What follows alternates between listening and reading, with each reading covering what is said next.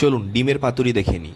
এইরকম লাউ পাতা, কাঁচা লঙ্কা মাঝখান থেকে চিড়ে নেওয়া, পেঁয়াজ আর রসুনটা আগে থেকে ভেজে নিয়েছি। আর এটা হচ্ছে কাজু বাদাম, পোস্ত আর সর্ষে বাটা।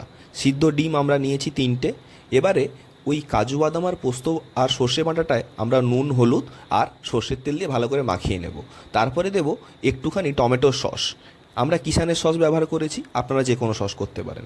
তারপরে পাতুরির পাতার ওপরে ডিমটাকে রেখে তার উপরে মশলাটা মাখিয়ে পেঁয়াজ রসুন উপর থেকে দিয়ে একটা কাঁচা লঙ্কা দিন, আর ভালোভাবে মুখটা আটকে সুতো দিয়ে এইভাবে বেঁধে দিন, যাতে কোনো মশলা বাইরে পালাতে না পারে। তারপরে এই সবগুলোকে তেলের কড়াইতে ছাড়তে হবে। তার জন্য কড়াইতে সর্ষের তেল নিয়ে নিন। একটু গরম হয়ে গেলে পাতুরির সমস্ত মাছগুলো একসাথে দিয়ে দিন। তারপরে চাপা লাগিয়ে 5 মিনিট রান্নার পরে উল্টে পাল্টে দিন। দেখবেন একদিকটা রান্না হয়ে গেছে, অন্য দিকটা রান্না হতেও ঠিক 5 মিনিট লাগবে। তারপরে তুলে নিন আর ভাত পোলাও যা দিয়ে খুশি খান, দারুণ লাগবে।